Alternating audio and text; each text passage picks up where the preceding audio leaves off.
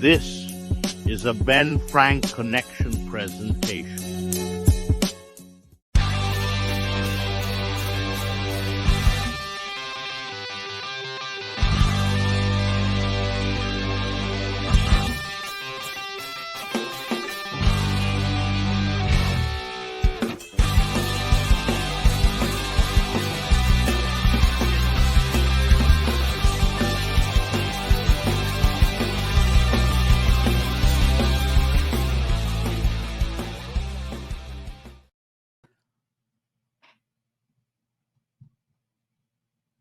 What's going on, everybody? We are back for another episode of the ABJ Podcast, episode 112. Very, very excited for this one. This one's going to be in conjunction with Labor of Love.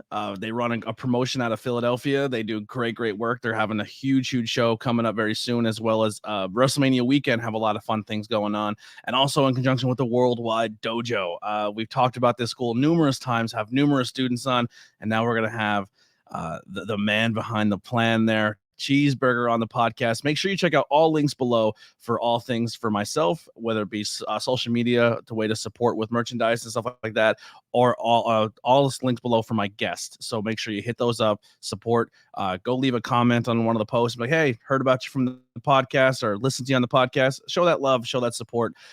This is the last pre-recorded episode for the month of February. I crammed everything at you guys for the month of February that was all pre-recorded that I was going to stretch out till June. I feel like I'm ready. I'm ready to dive back in. I think I'm in a good spot mentally and emotionally, and not so much with the job and stuff yet, but we're getting there. But starting in March, we're going to be bringing back live interviews. We're going to be doing the Not Cool in High School movie reviews, music reviews. We have a lot of people who are going to be coming back that were guests or other guests that are going to come back and talk about some of their favorite things in pop culture and horror and all of those really fun things. So it's not just going to be always interviews. There's going to be a mix. So it might be one of your favorite wrestlers coming on talking about a movie they like, or a comic book, or an album. So we have so much stuff coming to the ABJ podcast. It's not just going to be interview based. It's going to be ways to sit down and learn about people, but also learn about things that they're interested in besides the world of professional wrestling. So without further ado, let me bring in my guest for episode 112, the world famous Cheeseburger. What's going on, bud? Hey, what's up? Thanks for having me. I'm super excited about this one. Actually, there was one other question I forgot to ask you about behind the scenes. I'll bring it up. If you don't like it, we'll cut it. But Okay. but it's coming. It's going to be dropping a little bit. It's more of a Okay. funny thing, only because we can kick off with it, and if it doesn't work, we'll cut it. But Cheeseburger, there's everybody in the world loves you. You're the most loved human being of all time. I've never heard a negative thing about you. One of the coolest things I've recently heard is Journey was at a show, and they're backstage, and we're sitting at the monitor, and because of the podcast and the way I get to meet and connect with people, I get to put people over at shows like, hey, like kind of give them a rundown. This is what they do. This is what they excel at. This is their character. And they're like, oh, that's really good, because they didn't know who she was, her first debut show there. Yeah. And I was like, oh, she's training at the dojo. She's like a Cheeseburger student. And they're like, oh, that's awesome. That makes so much sense. I love her more now. And that was the Mech of Brian Johnson. Well, pull back the curtain a little bit. Yeah, he put you over. But there's one guy out there who just can't stand you, and I don't understand why.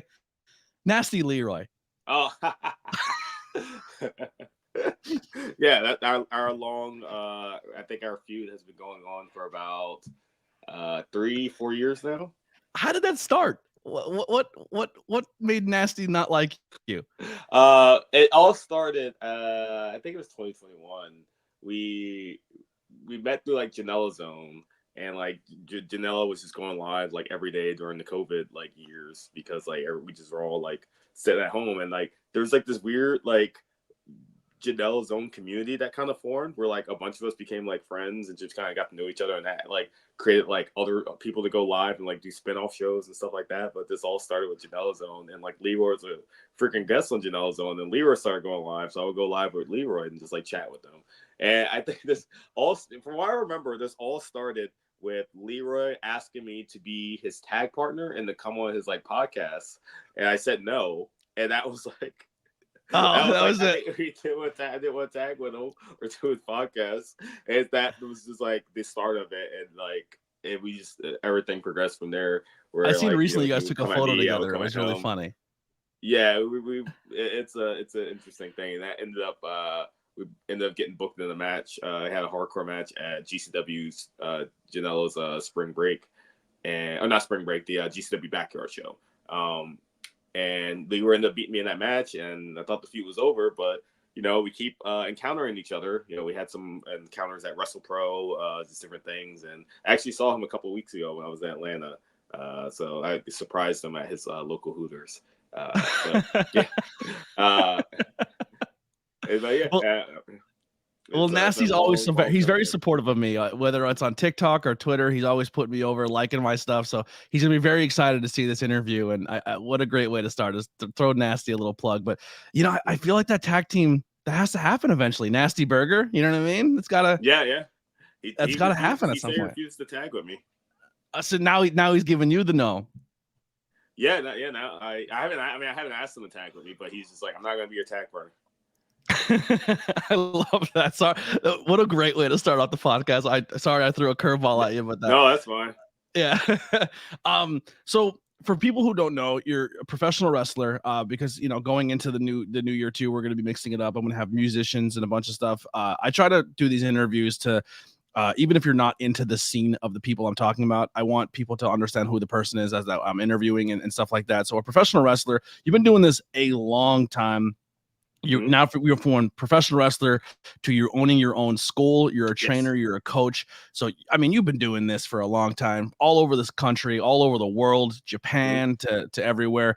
And I know this is the corny podcast question, but when did you fall in love with this wrestling, like the world of professional wrestling? It started like when I would just go to my dad's house and watch wrestling with him. My first memory of wrestling was watching SmackDown when it first started. So around that 2000, 2001 period was when I really started to get into it. And just from there, I fell in love with it as a kid. Just the pageantry of it, the like physicality, like the characters, the promos, everything. And that was such a good era to get into wrestling. And that kind of shaped one of my major interests growing up as a kid. And when I got into high school, that was kind of that period where wrestling stopped being as cool. Like my friends didn't really watch it.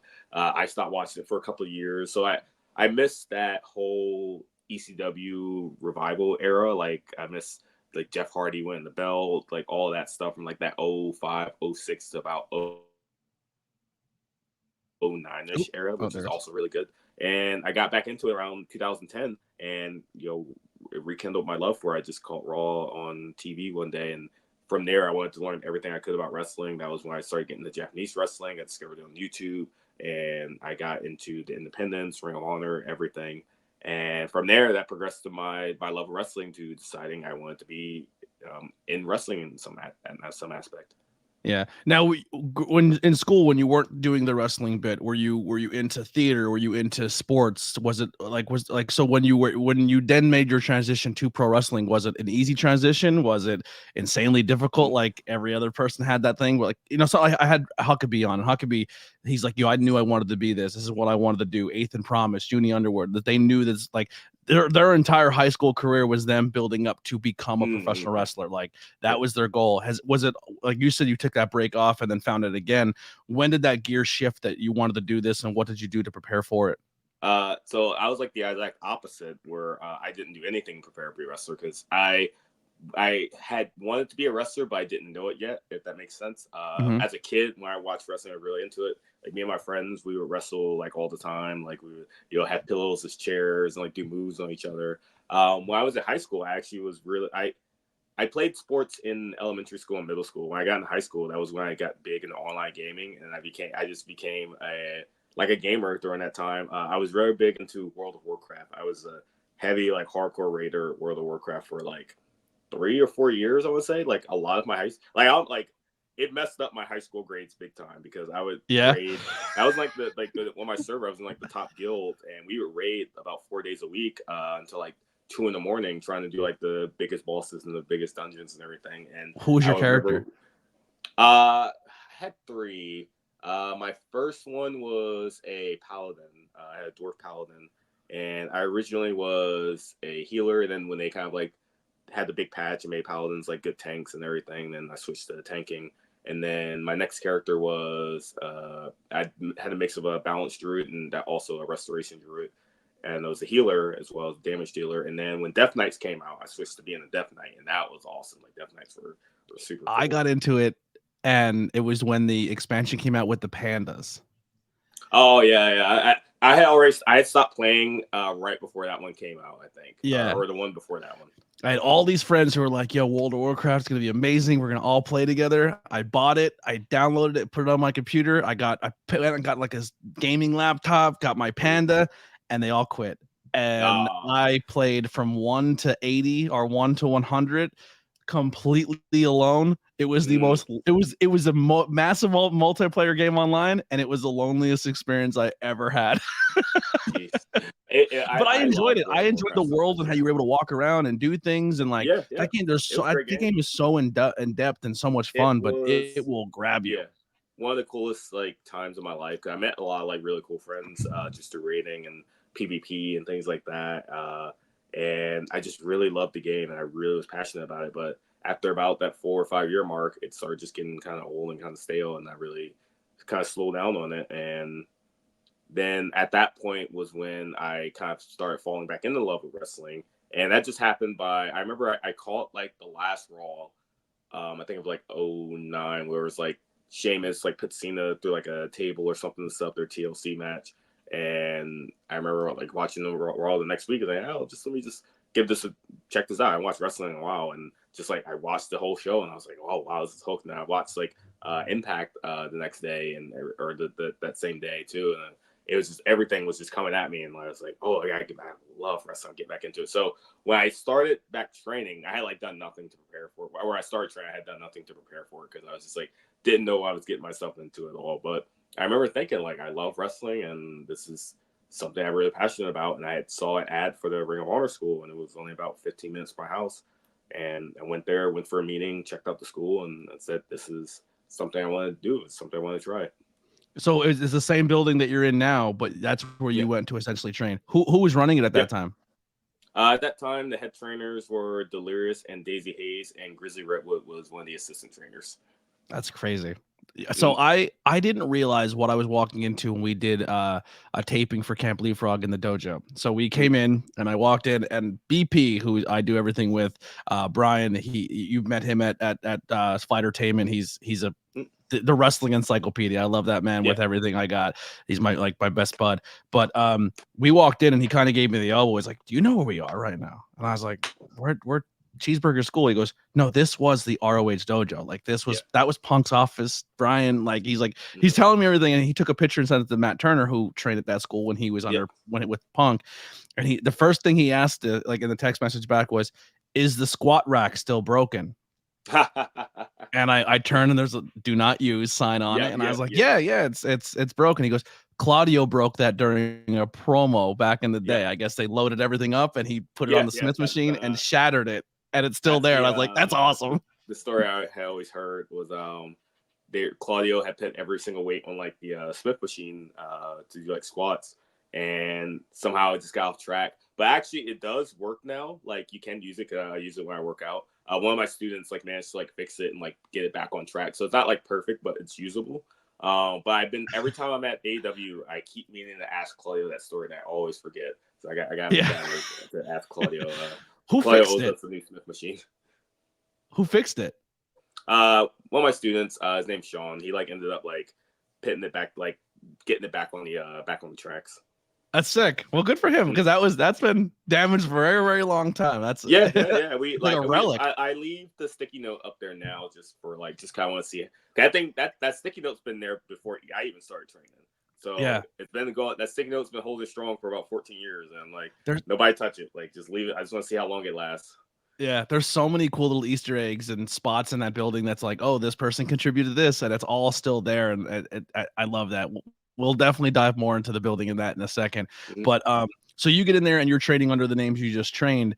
What was it like training under them and learning under them, and what did you gain from them? Like, because Delirious is one of my favorites too. Like he's an animal. Like he's just fun to watch. He's super entertaining, and everybody else there is super talented too. But what was it like going through that training? Was it as hard as they made it out to be? Was there ever a moment where you're like, yo, this ain't for me, this is too hard?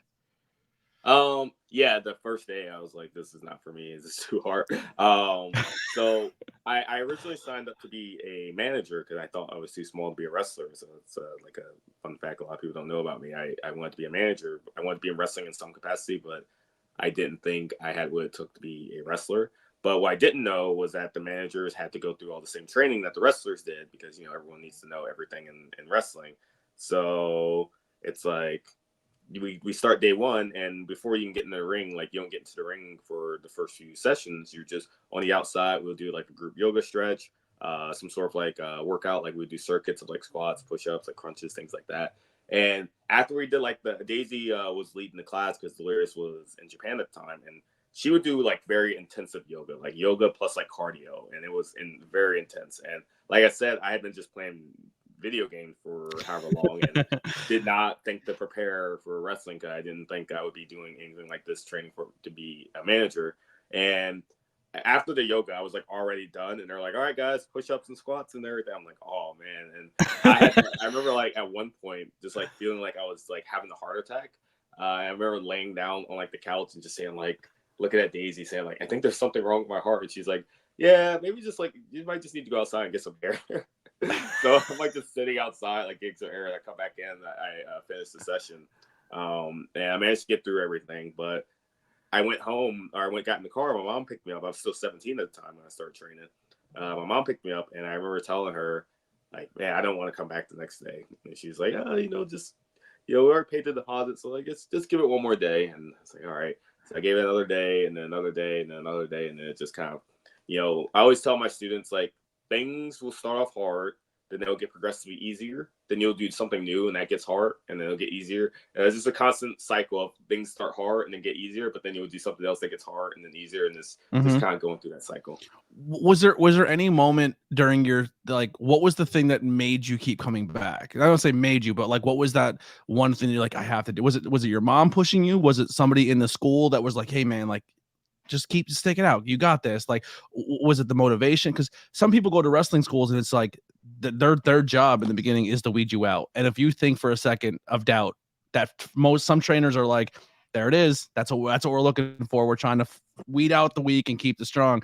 Was it the coaching style of them being like, no, you got this. Like it's gonna get easier. It's gonna get hard. Like how you just said, like how you are as a trainer. What kept you coming back to the door in those early stages? Definitely my mom for sure. That helped a lot, her pushing me to go back, but also just like you said, the environment, the positive environment of it. Delirious and Daisy and Grizzly are very motivating, like coaches. They're very like helpful and very like create a really good atmosphere. And if it wasn't for the environment there, I probably wouldn't have came back. But because of especially like Delirious, like being long-term training with him. The way he's able to teach and the environment he's able to cultivate and create, like, helped a ton. And I feel like if I had started somewhere else, maybe I would have quit. But they were very good at pushing me to keep coming forward. Yeah, growing up playing sports and soccer and football and basketball, like I get the tough coach aspect where you're like, if this is not what you want, get the hell out. Don't waste my time. And I always think to myself, like, man, like you don't know who you're pushing out that door by that style. You know what I mean? And even when I started coaching, when I coached soccer later on, like it was just an approach I didn't want to be. Like me personally, I would see the 5 or 6 people who were really, really good. And I was like, oh, they got this. And I'd give them all the attention I want, but I'd also really focus on the 10 who weren't getting it. Cause I'm like, there might be a gem in there that in 10, like 5, 6 years, that gem is a reason why you win a game later on down the season. Cause they're good at that one thing or whatever it may be. And I love the fact that like the environment that you learned out of through Delirious and Daisy and them, where it was like, this is really, really like inspiring, good. And then you carried that on to kind of your style then later on as well. Yeah, absolutely. They were like tough coaches, but fair coaches, if that makes sense. Like it wasn't just like a toughness in the sense of they want to like get you out of there and just kind of take your money, get you out of there. But it was they knew like when to be tough, but also when to like be motivating. Yeah. So how long into your training and going through the school before you're gonna put together your first match or get to that level? Like on like an actual show. Mm-hmm. I It took me a while because it took me to just in terms of just getting like things down and everything. It took me a while. It took me about a year and like a couple of months to debut. I started training in October 2010. I didn't debut until May 2012. So yeah, about like a year and a half of classes and training and everything. And fun fact, actually, my first booking was through the Briscoes. Jay and Mark booked me on a show they had in Delaware. Their first like show they ran, Pro Wrestling Revival. And yep. I mean, them boys up there. Yeah, they booked me for a show, and I remember like that day at training, I came in the class, and I was having like a really bad day for some reason. And Delirious came up to me and he's like, "Hey, I got some good news. You're gonna have your first match. Like the Briscoes booked you because they knew me from like Ring of Honor, just helping out backstage and everything. They're like, the Briscoes are gonna book you for your first match." And I was just kind of like, "Oh yeah, like that's great and everything." And then Grizzly Red was like, "You're not like excited? Like wait, like what's going on? Like, you're You're a Briscoe show. Like no, like I'm excited. It's just like it's like." It's the whole thing. But yeah, they booked me for my first show. That was May 2012, and it was just like a 3-minute like squash match with this like big guy, and then he ended up wrestling like another match after that to like set like as like a precursor to that match and everything. But yeah, it went well. I was still wrestling under a mask at the time. My first gimmick, Leech Landa, which I wanted to be a mask wrestler. So I did that for a couple of like a year and a half before I fully went to Cheeseburger. And yeah, it was a fun time. So you were doing the school and you were working with Delirious and stuff like that, and it's the ROH school. So you're in the ROH, but then you're also doing the backstage stuff with ROH. What is the environment like at ROH at that time? The roster obviously is what it is, and the people who are there. One of the people that we both are very fond over, very very good guy. Give him his plug now. Kerry, love me some Kerry. Yeah, Good. Yeah, okay. One of my favorite moments with you and Kerry is Kerry just shows up at shows sometimes. You don't even know he's coming, and he just pops in. He usually walks in like a hand on the shoulder. He goes, "What's up, my boy?" And you get the hug. But you're wrestling at Avery Good's farewell show at the brewery, and you're doing your thing. And Kerry is like still a fan. He loves all of his kids. He loves everyone, and he's front row, and he's filming on his little phone. Yeah. Jeez, give me a pose. Give me a pose. It was just cool to see like Kerry, who owned like most of what we see on TV now, has come through Kerry for like I would say a good 80% of wrestling right now has come through that ROH system and is on TV. And then here he is, like the guy who's lived it, done it. There he is with his little phone, and he's recording you in a match at a brewery. Like that's so dope. I love him. Yeah, he's the man. Who are some people you really got to bond with during those early stages? Obviously, beside your coaches, that you're like that probably put you in places that you wouldn't have had if you weren't in that system. Yeah, a lot of the people in the ring crew at the time, like I really bonded with and have had connections with for like years. Like Rhett Titus, that's when I first met Rhett. It actually plays into how I got the name Cheeseburger, which I can go into that story in a second. Yes, like, Rhett is a part of the reason responsible for that. So like Rhett was on the ring crew at the time, so I bonded with Rhett a lot. Ernie Osiris, who runs Fight Pro now, he was like one. Like a lot of these guys were older students that like I became connected with. The Bravado brothers, one of them, which is in NXT now, is Andre Chase, which was Harlem the Lance and Harlem. Yeah, he was Harlem Bravado. I get Lance Bravado was his brother, who's a politician. Every time I see Andre Chase, I'm like, it's Dylan. It looks like Dylan. Oh, yeah, but the Bravado brothers were there when I first started, so like it's so cool to see him doing all this awesome stuff at NXT. Like it makes me super happy that like he had found that success. Mike Seidel, he was always around when he would come from St. Louis. He would stay in the summers, things like that. My friend Bird, who was wrestling at the time, but now he's like one of the head of the backstage like ring crew production people in AEW now, so he found success with that. Like outside of wrestling. Oh God, I feel like I'm missing so many people. Shane Hagedorn, who also works at AEW now as well in the merch department. So many people, and then he sees my name a lot on the invoices. Oh yeah, I connected with the Briscoes a lot early on. Like I was super intimidated to meet the Briscoes, and they were the nicest. Like they're like the scariest looking guys, but like the nicest human beings like ever. Hero and Claudio were both there at the time, and I always got along with them. And like Generico and like Kevin, like they were always great. So yeah, I was like this 17, 18-year-old kid just coming into the locker room, and I always tell people it's weird to think about, but I was in ROH until the sale happened, which was about 12 years. So I literally was raised from a teenager to an almost 30-year-old man in the ROH locker room, essentially. Yeah, it's cool to think about. Like, you came in at 17, your first week wanted a way out and forced your way through, got through it, got done. And it really comes down to really picking, like, when you get into a wrestling school, it just happened to fall in your backyard. Like, you didn't have to travel, you didn't have to, like, everything fell into place for you to get to the point where, like, hey, I'm going to go to the school. It's in my backyard. It's ROH. ROH leads to what we have now in the business. Like, you meet all these good connections. Like, I don't know. It's kind of awesome how it all kind of fell into your lap there. But you're talking about Rhett Titus and helped you with discovering your name and your new character of Cheeseburger. How did you become Cheeseburger? So it's like the question I get asked like all the time. So basically what happened was, this was a couple of weeks into my training, and we were going on a road trip to, I think, Ohio and Chicago. And this is going to be my first road trip with the ring crew and like all the people from the school. And we were out back when we had the storage unit out back at the school, like loading up the ring and everything. And I remember Rhett Titus came, and I remember he came up, and I remember thinking like, oh, that's Rhett Titus. Like, I've seen him on like Ring of Honor and TV, and I was like, oh damn. So I was like, I gotta go, say hi to him. So I went up to him and like stuck my hand out and said, hey, nice to meet you. And he kind of looked at me up and down, and he's like, man, you need to eat a cheeseburger. And like that was the first thing he said to me.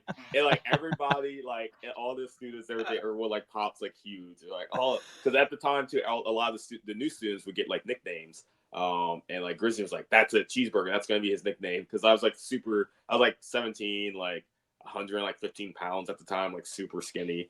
And they were like, that cheeseburger, that's gonna be your name.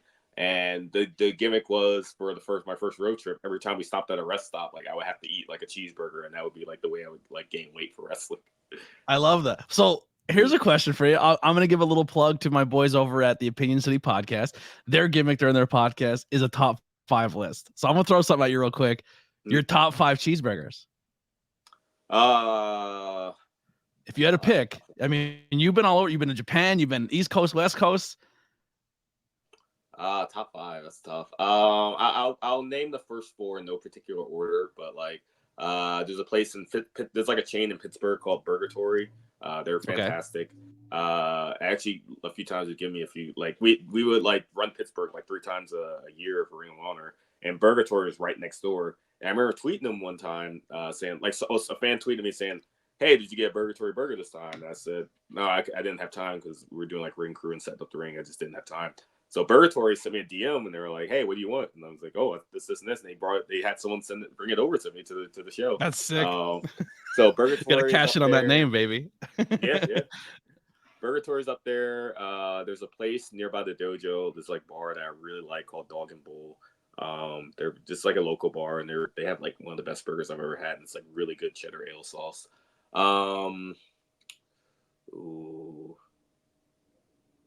That's a tough one. What about the fast food chains? Like if you had a Burger King, McDonald's, Wendy's, Sonic. I mean, I love McDonald's. Like McDonald's is my favorite fast food place, which may surprise people. But my order for McDonald's has always been the same: quarter pounder with cheese, no mustard, medium fry. I love me a good quarter pounder. That's just like, if I had nothing else, I know like no matter where I go, a quarter pounder with cheese will be the same everywhere I go. And except Royale with cheese if you're overseas. I like Shake Shack. Shake Shack is really good. That might be my favorite fast food burger, actually. Shake Shack. All right. I'm not Whataburger's okay. It's all right. In-N-Out is, I liked it the first few times, but as I had In-N-Out burger more and kind of not feeling it. Actually, Culver. I had Culver's for the first time recently. When I was down in Minnesota, and Culver's is really, really good. I don't know, like they're not really like around like out east at all, but Culver's is absolutely fantastic. But the best burger I have ever had, I got booked at a place in called Totally Arctic Wrestling in Nunavut, Canada, which is in the Northwest Territories. It's the furthest north wrestling promotion in the entire world, like even above like Russia, like wherever it may be. It's like up in the like above the Arctic Circle. It's like as far north as you can. It's literally touching the Arctic Ocean. And my friend There's 3 wrestlers up there. My friend Dez, who was the one that booked me, a guy named Nolar Bear, and a guy named Blue Wilder, and it's just them 3, and they basically just like run the show and wrestle with each other. And I was like the first name they brought up there, just throughout my connection with Dez. And we did 2 shows. One was in their hometown, Inuvik, which is a town, like I said, in Arctic Circle with about 2,000 people. And we did a show with 4 wrestlers, and one other guy named Devin, who was the referee, ring announcer, gear collector, and bell ringer. I love that. So basically what happened was we did a tag match with the 4 of us. All of us would go to the back. I think Blue and Nola Bear came back out. They did a street fight. They came back out. And then Dez and me went out for the main event and did a title match. At least I didn't book a 13-match card still somehow. We did 3. And then the second day we did, I'm getting to the burger part, but the second show was in a town called Tuktoyaktuk, which is like Inuit reservation, which has like 900 people that sits like on the Arctic Ocean. And there's a dirt highway that goes from Inuvik to Tuk, and we just a 1 lane or 2 lane like dirt highway that got us up there. And we went to Tuk and we set up a show. Same thing, we did 3 matches. But before we went to the show, they're like, "You want to get something to eat?" I'm like, "Yeah, I want to try some local food and stuff like that." So there's a small like shack called Grandma's Kitchen, like sitting right next to like this, like, I use the term beach, Lucy, but like a beach by the Arctic Ocean. And just this small shack with this like old lady that just like had all these different foods. And I got a burger. I got just like, a burger with like some lettuce and like grilled onions and some cheese. And I remember taking a bite of it, and I was just like, it was like a euphoric experience of like, what? It was legit the best burger I've ever had. And this was the bun with the meat? It's the meat. Yeah, mainly. I mean, everything was great. The bread was great. Like the meat was great. Like lettuce, the onions, everything. But I mean, definitely it was for sure the meat. Absolutely, was like the biggest thing. But it was just like, I don't know what it was about it. It was just like the taste of it was just like so different than anything I ever had. But it was just a burger though. It wasn't anything like crazy. But yeah, it was just like it tasted so good, and I was like, I did not expect that from this like small shack. Again, middle of nowhere, literally middle of nowhere, as far north as you could possibly go. Nobody in this town, and she had this like the best burger I ever had. Also, side note, I did try it. She had a whale blubber for sale, which I tried also, which is a muktuk, which is like a local delicacy there. And I tried that as well, and that was interesting. So on your travels, is that like a big thing for you? Is like go try the local foods, like the mom and pop places, like stuff like that? Yeah. I prefer. I love that too. Sure. That's my favorite. Yeah. Like if I'm on a venue and I'm like, if we have like 5 minutes, I'm gonna go find something to eat. I try to find like a local pizza shop, because my thing is I can live and die on cheeseburgers and pizza. You just give me that all day long, I'm good to go. If I want to get fancy, I'll go chicken parm. Chicken parm's my fancy meal. I would much rather try a local place for sure. That's like always the thing, especially if there's like a place that has like something interesting, like a local cuisine, whatever it may be. Like I always love trying like anything new. But yeah, that was such a cool experience. I tried like whale blubber up there. It was actually pretty good, I'll be honest. So in your illustrious career and everything you've had going on, some matches or career highlights for you that really stand out, that if you were to look back and you say like, all right, these are some matches that if you're going to look up cheeseburger matches, these are the ones that really stand out for you or really connect or resonate with you? A couple that come to mind off the top of my head. My first match, well, actually both of them, my 2 matches with Speedball at LVAC. Both of those were 2 of the best matches I feel like I ever had bell to bell. He's absolutely a machine and one of the best in the world. Both of those were super awesome matches, and they really pushed me to become a better professional wrestler. Another one would be my last Ring of Honor match, which was with Delirious. That was like our last TV taping before we went, like, after we learned that we were all getting fired basically and the company was being sold, we had one more TV taping left, one more like no fans TV taping during COVID. And it was a very emotional taping because we all got fired essentially, or we're about to get fired in like a month or 2. So it was super emotional, and we didn't know if the company was going to come back or what form, or if we would have jobs. The future was uncertain. So it was super emotional for everybody. And there was like a lot of tears that night. And my last match, which was a storyline I've been building up, was against Delirious, which, I had said before, was my trainer, and he was my boss for my entire time Ring of Honor as a booker, executive producer, but just in general, just a friend and mentor to me throughout the years, and we became like extremely close. And having that last match being against him in a match where the story was that I finally was able to beat him, that was so emotional. And like after the match, I didn't even know this was going to happen. We like shook hands and he took his mask off and like gave it to me. And I just started like bawling my eyes out in the ring. Like there's a clip of it, like the ROH page. And actually the match is on YouTube too, if anyone wants to watch it. But we hug and it just gets like real emotional. I'm just crying my eyes out because I didn't know. Hell yeah. Like one, because I was like Ring of Honor shutting down. This has been my home for the past 12 years and we all got fired. But also just like that match was really good and he gave me his mask and I didn't know it. And it was so emotional. I felt like the emotions came out. That one was great. Another one's on YouTube. My match with Roderick Strong for Ring of Honor, which was like, that was like my first like really good singles match in Ring of Honor. I feel like a really good like long singles match. And Roddy definitely, same thing like the speedball match, pushed me to step my game up and be better. Dude, I'm so stoked for Roddy versus Orange Cassidy. People have no idea what they're in store for that match. It's gonna be so good. Roddy's the man. He's always the man. He has such a level of like speed and intensity that you have to match his level or you're just gonna get like, run over. So that was good. I liked all my New Japan stuff. I had some really fun New Japan matches. My favorite one would definitely be me and Delirious tagging against Yano and Colt Cabana on one of the Honor Rising shows. That was like just such a fun match. We had so much comedy in that match, and we had Cork and Hall just laughing the entire match, and it was one of the first matches I had in Japan where I just felt like super comfortable and like I'm in my element and like this is going really well and like this is what I want it to be, and it was such a fun match. I recommend all. Oh, my match with Jay Malachi also at Deadlock Pro. Jay Malachi just got signed to NXT recently. But I wrestled him when he was 17, and funny enough, he had a track meet that day at high school, so he was late to the show. He won a track meet and then came to the show to wrestle me.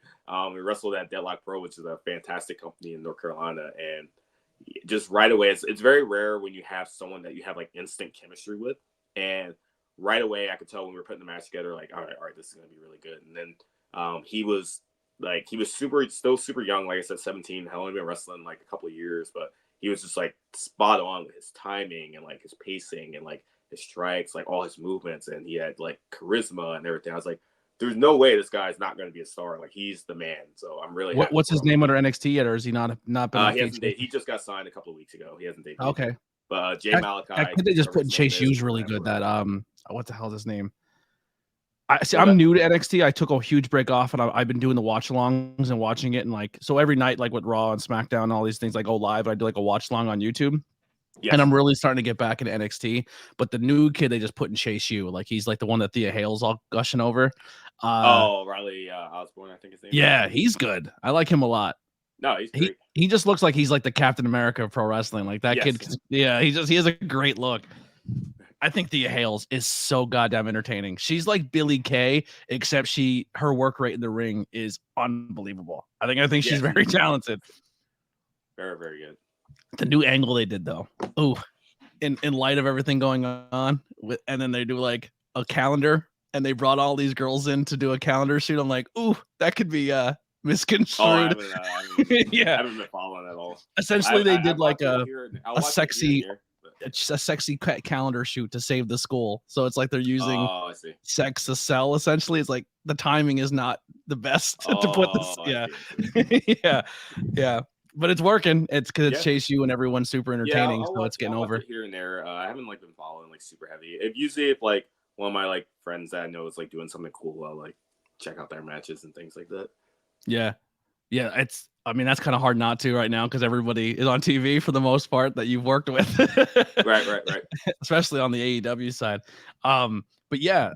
So those matches. I think the first time I ever seen you wrestle was Camp Leapfrog is where I first just like I was Camp Leapfrog to me was like my introduction to kind of back into wrestling, but into the independent wrestling scene.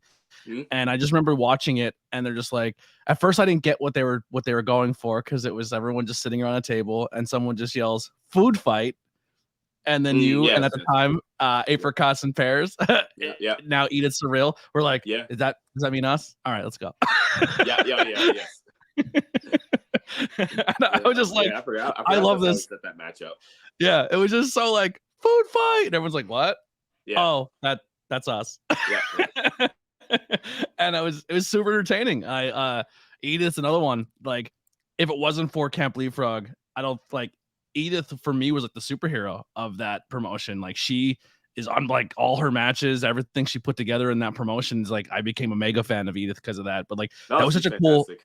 a cool way to like introduce people to a new generation, for me at least, because like it'll always be the most important time for wrestling for me was like Camp Leapfrog pandemic era, because it's like I feel like what they put out there was just good. I loved it. I thought the stories were good. I thought the people that were involved, wrestling was really good, and just I don't know, it was really special to me. And you were a part of it for a while there. You did a lot of cool things. I got to do a commentary with D'Lo Brown for a match for you at the Hamburg Fieldhouse.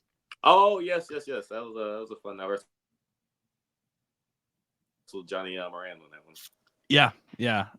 Commentary. Yeah. Someone on commentary kind of buried you a little bit. That was the super show they did. Yes. Yep. But that was a lot of fun. So you're in Japan, and one of the big things is you made, once again, just making buddies with people because you're just a likable person. Juice and Thunder Liger is someone who he's putting your name out there, trying to get you more opportunities. Legend, one of the greatest of all time. How does that come about? And I think I talked a little bit about what this you at the brewery is like when you go over there, the language barrier. Is there like a translator? Is there enough English to Japanese enough that you can have a conversation? How do you form that relationship?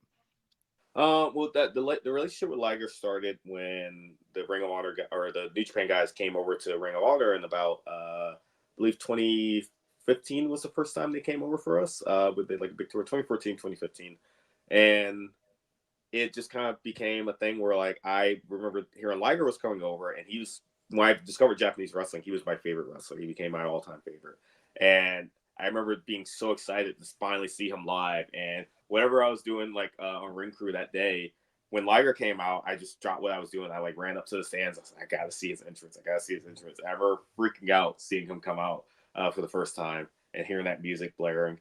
And it just became a thing where the New Japan guys, I just was kind of a guy that Ring of Honor needs someone to kind of take care of them throughout the week. Just kind of like drive them around because they were staying in King of Prussia and for like a week until they went to New York. We had a show in Toronto. They were staying in King of Prussia. They were going to do 2 tryout camps at the ROH school and then go to New York the next weekend and then go back home.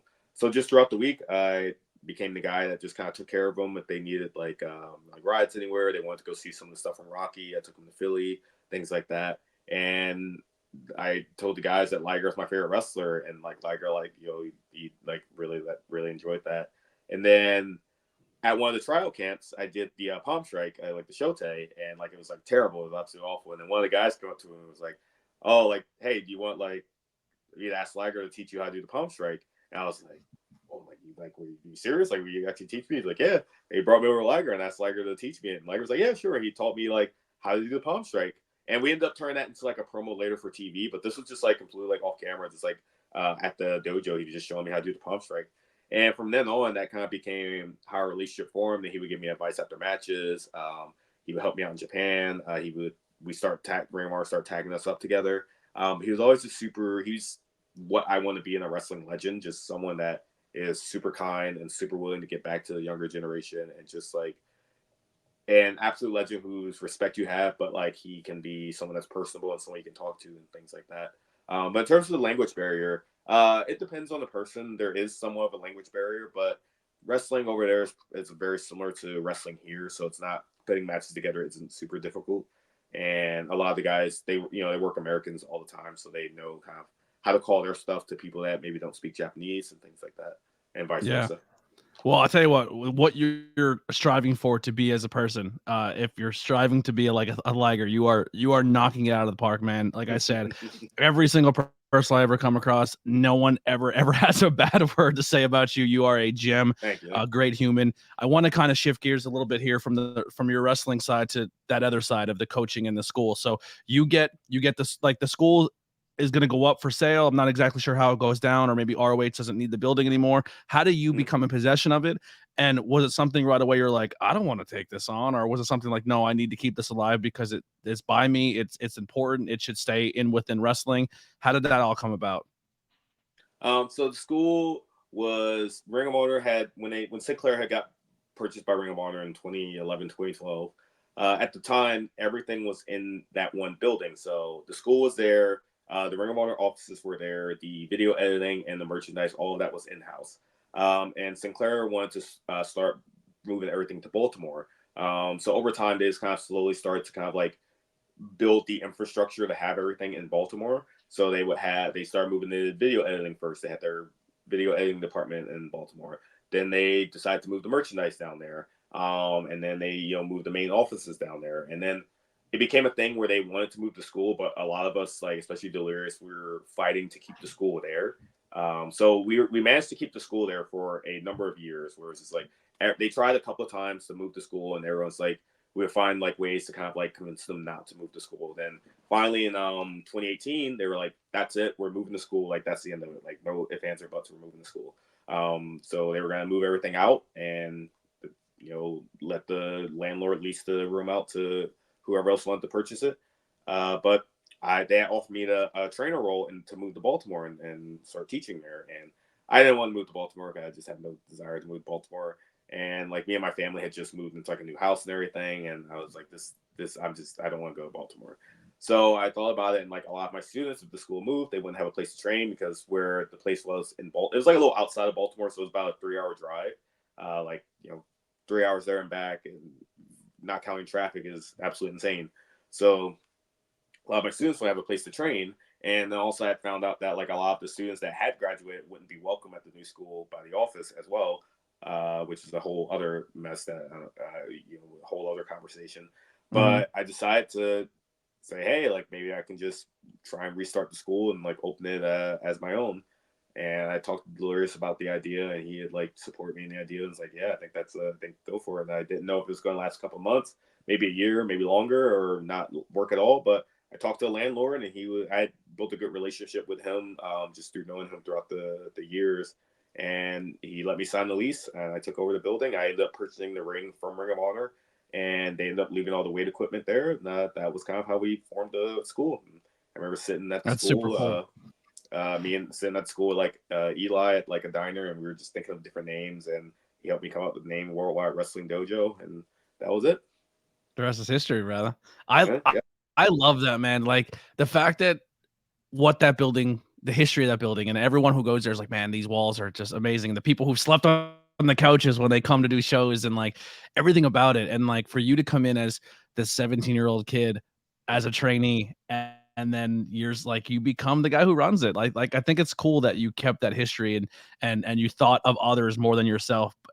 Just I don't know, man. It just I'm always gonna root for the Worldwide Dojo. Every time I see that building, every time there's tapings, every time there's something going on there, it's just I don't know, just your passion, your love for the people you work with and everything like that. Like it just bleeds through. You know what I mean? I think that's super super dope.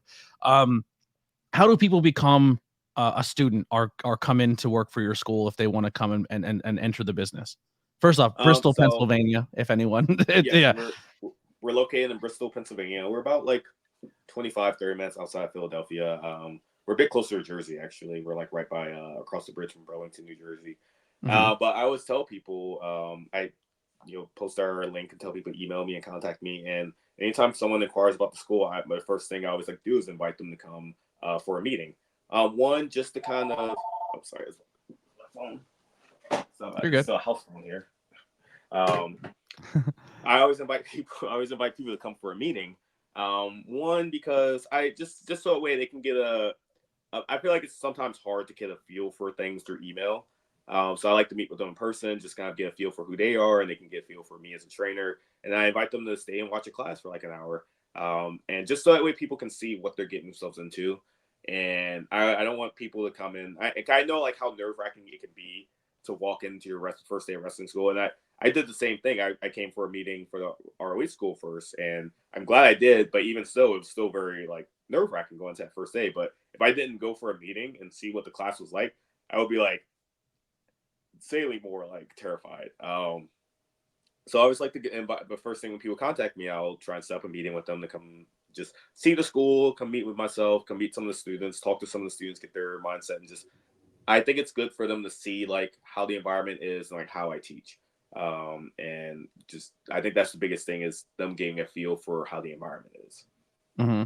Now, one of the big things when it comes to the wrestling side of things is sometimes when you go to a school or you work for a promotion, everyone's kind of like, if you work here, you can't work there. And if you're at this school, you can't go to. Is that something you encourage other students to like, hey, if you can go to a seminar here, if you go to another school? Because the crazy thing about the Philadelphia scene is right now, and it's like the Philadelphia, the New Jersey, and even like the New York, I'm just kind of using those 3 states, but like you got all these new places popping up with really, really, really talented schools, especially in the Philadelphia area. Do you encourage other students to like, hey, you're here for a little bit, go check out Catch Point or go check out this place or go check out Create a Pro in Jersey or Create a Wrestler? Like, is that something as a trainer you encourage people to do? Yeah, I don't mind if students go out and like explore other schools. I encourage them to do seminars and go learn from whoever they can. I will say I think it when someone's like say like first starting out in like their first few months, I do think it is counterintuitive to kind of spread yourself too thin because now like you don't really know it like anything and you're getting like so much different information at the same time that you don't really know kind of like how to filter it. But I think once students kind of have a grasp of like who they are and like everything and they've like kind of like progressed and been training for like a few months, then yeah, like go out and do seminars, go out and go to other schools and broaden your knowledge. And that can only help you as a wrestler, either learning how to do things a certain way or just learning just different pieces of advice and whatever it may be. Yeah. Some students that you currently have or some students that have come out of your school, out of your tutelage or your training, who are some names out there that we should look out for? Definitely. The first two that come to mind would be Eli Isom and Ryan Mooney. They're two of my earliest students from the Ring of Honor Dojo. Actually, they graduated from the Ring of Honor school, and they've been with me for several years now, both as like students and as tag team partners. Two of my like earliest like success stories in terms of teaching them, and they both ended up signing contracts with Ring of Honor at very young ages, and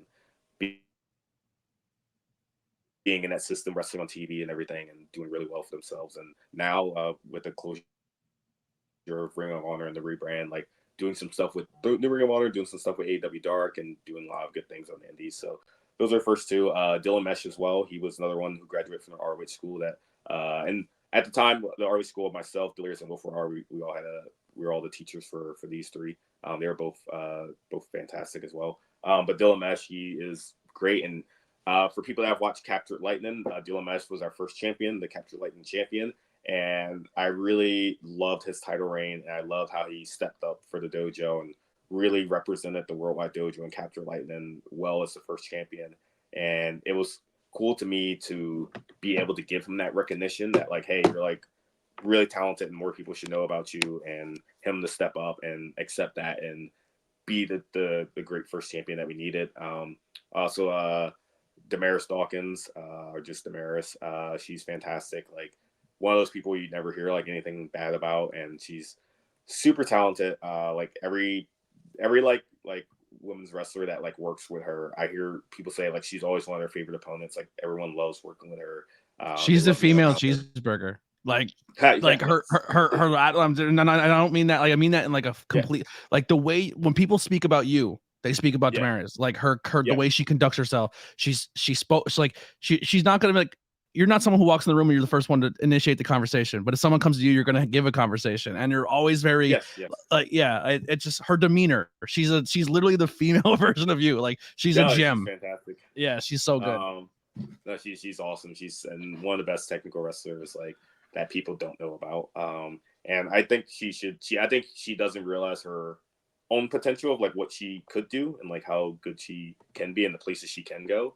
But I think it's just a work in progress, and hopefully there's a level of success that I think she can reach that I really hope she does one day. Yeah. She's fantastic. Harleen Lopez, she's been with me about a year now, maybe longer, maybe 2 years. She just hit her year, I think. Yeah. Yeah, sure. She had trained previously somewhere else and had started coming to the dojo, and she's really made a home at the dojo and really been a welcome addition to both the dojo and like our family and our system and everything. Her She's love been for wrestling is incredible. Like yeah, when she's I super had her on the passionate about it. podcast, she was at points emotional of ready to cry talking about her love of professional wrestling. I'm rooting super hard for her. She's a good She's a heel. very you can tell she's a student of the game. She watches like everything. Like I always see her posting about wrestling like from Japan, like from on TV, like from the indies. Like she studies like so much, and I really appreciate like how passionate she is with watching wrestling. Um, a couple other people, Sturdy Salmastretta, Ashley Buchanan, David Moses, John Lee Kirk, some of our like core group that's always around on Capture Lightning as well, and all of them are great. Salmastretta, our current Capture Lightning champion, Ashley Buchanan, you've seen her a lot, and she's done like some LVEC stuff, some Labor of Love stuff. She's been getting around in the indies. David Moses, great, reminds me of like that old school like all Japan like wrestler, like that build and like that style, and like he's really fantastic. And John Lee Kirk, who's really found himself, he's been under Dylan Mesh for the last year of Capture Lightning, just kind of like finding his place as a heel, and he's really started to come into his own both in the ring, figuring out his character as a fashion icon on the microphone as well. Dr. Ethan Wild, he's been Love in him. the dojo system for a long time, about like 3 or 4 years. He's really started to put the pieces together and really started to do some cool stuff. Won his first titles, won the tag team titles at High Tension as well, the old Leapfrog belts. So he's been doing very well. Those titles were won and crowned in your building. Yeah, absolutely. That Grand Prix tournament ended in the dojo. That long tape in because it rained or snowed or something, right? Well, the worst rain I've ever experienced in my life. Yeah. I had to pull over. I couldn't drive. I couldn't see. Yeah, that was yeah. That tape was so long, but we got through it. Yeah. They're all great. The Law Schoolers, they've been with me for a little bit now. So they've been doing really well. They've all started to kind of like find themselves on the indies. I see them working like a lot, and it really makes me happy when I see my students getting a lot of work. And I'm always encouraging them like just go out there and just get reps, just get as much work as you can. Yeah. So Labor of Love, we'll end with Labor of Love. They're a promotion that you've been working with for a little bit here. What is the environment of Labor of Love like? What's the locker room? What are the show? If people have never seen a Labor of Love show, what do they expect? It's awesome. It's like a very fun, like wrestling, like rock and roll atmosphere, if for lack of a better term. They always have wrestling, but they also have like awesome bands, like punk rock bands.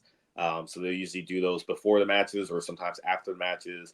And I really like the crowd and the environment they draw, because they draw not just a wrestling audience, but just like that punk rock audience. And the energy of all their shows is always super high.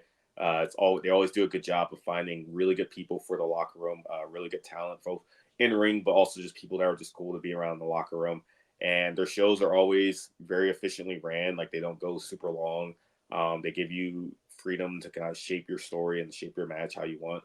And yeah, it's just great. And it's one of my favorite places to work. It's a place that there's like, I have a lot of places that I really like working. I don't want to like take away from any other company, but Labor of Love, LVAC, and like Flying B are like 3 of my all-time favorite places to work on the indies. And I will there's a bunch of other places like Ironheart and Pro Wrestling Magic and things like that. But like those 3 are just like these are all kind of in your backyard. The they're LV, so yeah, they're like Labor very of Love, close, and they all kind of use a lot of the same people. Not a lot of the same people, but they kind of have like a core group of like people from the dojo and stuff like that, and like maybe like old Chikara people, and they kind of have that mix, and they have just such a great environment of people that I just really love being around. Those 3 are places where I will try and make sure I'm on every show if possible and just always be in that environment.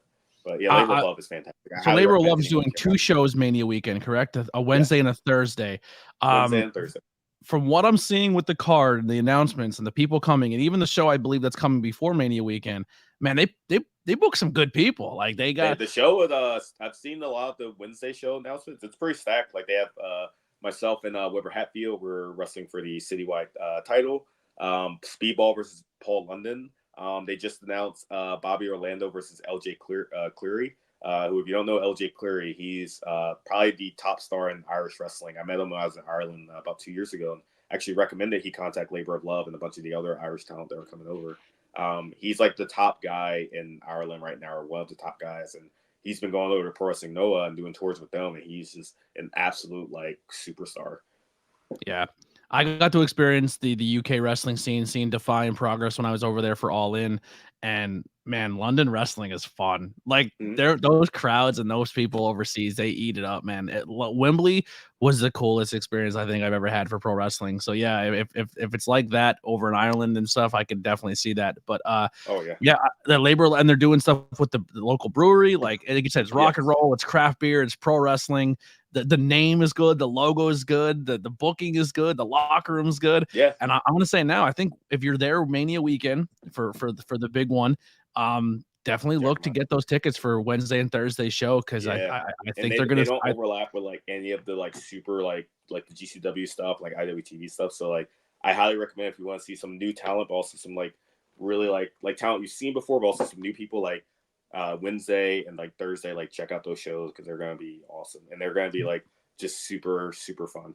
Do you think this Mania weekend and what Labor of Love is putting together, do you think it puts them on the map as a contending for one of the shows you should, or people you should be looking at in the Philadelphia area? It's tough to say because I don't think they're trying to be that. So I would say no, because they're not like, they don't really have the reach of a place like, like of a GCW, for example, or because a lot of their shows, they usually they are streaming these shows, which is very good, and I'm very excited for them. But most of their shows, they don't really like stream. They just kind of just keep them as like, this is the experience, and like you have to be here to experience that, which I understand there's pros and cons to that, but I think that's kind of cool, whereas like you have to be there to experience that. But I definitely think this card that they're putting on and like the announcements, that I think they're going to get some heads turning and get people to check them out. Yeah, that's the beautiful thing about Mania weekend, man, is everyone comes and they bring their A game, because that's the weekend where if you're going to get, Speedball, like that one Mania weekend, he's been working and working, and that week he's like, yo, book me everywhere. He's literally in the same gear. He's running to the next show. Everywhere. And everybody's chasing that Speedball weekend. And I mean, and it's not just talent anymore. It's commentary. It's promotions. They want their promotion to be like, hey, like, we deserve your love. If you're in the Philadelphia area, you think of pro wrestling in Philly, come to a Labor of Love show. You know what I mean? Like, and it's a great way to have healthy competition and for everyone to try to shine, and just being in love with the Northeast wrestling scene, whether it's Pennsylvania, New Jersey, New York. I'm pumped for Mania weekend, man. I'm so excited for everyone to just tear it apart. And honestly, I'm not just putting this over because it's your match. 1 second. But I'm a huge Weber fan as a human, as a performer. And I think you two are going to steal the show. Like, I think that's going to be a fun match. Yeah, he's absolutely fantastic.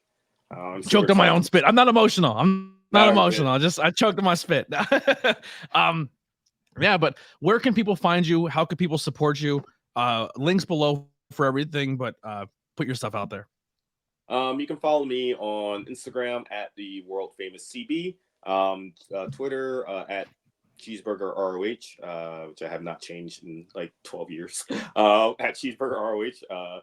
I didn't want to lose my verification, but then Elon Musk took verification from everybody anyway, so I should probably change that. But I also like just kind of keeping that there because I think it's funny. But at Cheeseburger ROH on Twitter, world famous CB on Instagram. You can follow my dojo if you're interested in becoming a professional wrestler. If you're around the New Jersey, Philadelphia, New York area, at Worldwide Dojo on Facebook, Instagram, Twitter. And please check out our YouTube show, Captured Lightning, at the Worldwide Wrestling Dojo's YouTube channel. Give us a subscribe, like a video, comment. Any little bit helps. And I really want to get to 1,000 subscribers this year. We're about at like 836 right now as of February. So I think we can get that by December for sure. And we've been putting on some really good matches, and like the students have been getting better each every single taping we do. The goal of it is just to get people experience like working for a weekly product and experience working cameras, learning how to work for commentary, doing backstage promos, following your match times, and all these skills that I want my students to have, so that way if they get a shot at a TV company, they are ready. They can walk in, be TV ready, and be like, I can hit my time. I can cut a promo. I can do whatever you need of me. Is there ever going to be a point where you're going to allow people to come in to watch the tapings or be like a studio audience? We actually do have this will probably air after that, but we actually do have a live show coming up, Family and Friends exhibition show on February 16th. So I can send you a message with that if you want to come by for that. Yeah, if right now car troubles for me, so if I can get it, I definitely will. But I will say I have considered. I'm on the fence about it. So we'll do like these are like 2 or 3 times a year. We'll do like these like family and friends shows, just kind of like, hey, pay like donate $10 to the school to like raise some money for the school and come like see a like an hour and a half show. And they've been very successful, and they help give the students some experience in front of a live crowd, but also just in terms of just like helping the school raise some money for everything. And I have considered doing one Mania weekend on like a Sunday, like maybe at like 12 for like an hour or something like that. I'm on the fence about it. I might do it. I'm not sure, but it depends on like how my schedule is and how busy I am. But I might do a little small show Mania weekend. One little thing, it's Dojo Wars. We need Dojo Wars. We need because I right now I'm seeing a lot of kids from like the Catch Point and then the Worldwide Dojo, and they're on the scene and they're working against each other and they're working with each other and developing friendships and bonds, and then you have like the Sanctuary. You have all these different schools all over the area. I think it'd be kind of cool to get you kind of did it a little bit at the brewery show where it was kind of like Team Worldwide, and then Puff had his I kind of like when you have that chemistry of a school, but then you kind of have the matchups of this school versus that school. I have considered. I had a couple of people ask me about that for our YouTube channel, like for Capture Lightning or something, doing like a school versus school type thing. I have thought about it, but I also don't know if I want to make that like a separate show and how I want to format it, or if I want to make that part of the Capture Lightning universe. So it's kind of like something I've been thinking. Oh, you should spoof it just like Karate Kid. Like 100% Karate Kid spoof it, where it's school versus school, and you could do storylines. I would love it. I would, because like I said, I think this young batch coming up from the Northeast area is special, and I think there's so many good people. Not trying to pat myself on the back, but a lot of interviews. If you want to go check them out in the past, I've interviewed a lot of people who came from the Worldwide Dojo. I'm telling you, if you're looking for a school, hit them up. You're going to get good people. You never know who's going to walk in the door at the dojo just because of who Cheeseburger has made connections with and his personality, and people love him. You never know who's going to be there, and you're going to get a lot of good opportunities to work really cool people and have those experiences. Cheeseburger, thank you so much for your time. I appreciate you having him. Make sure you go check out the links below, not just for the Worldwide Dojo, not just for Cheeseburger, but also Labor of Love, the Ben Frank Connection, ABJ Podcast. We're doing everything. Every corners, we have a little fatal 4-way going on in each quarter. I love it. Cheeseburger, always a pleasure, man. Thank you so much for your time in doing this. Absolutely. I know you're exhausted. You're still you're still burnt out from the cruise. Cruise lag. The cruise lag, yeah. But everyone have a great time. We'll see you guys next time in the ABJ Podcast. Starting in March, everything's live. We'll be back. Maybe we'll bring Cheeseburger on, talk about his favorite movie. Who knows? Well, there's all these opportunities for cool content. But we'll see you guys next time in the ABJ Podcast. We're out of here.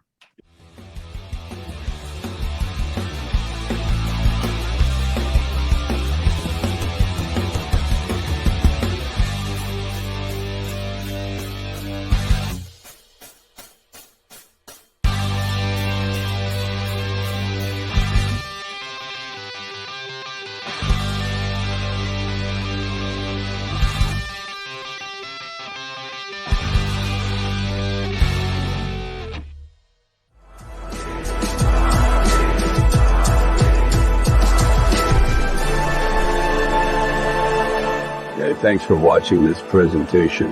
Like, share, and subscribe for more.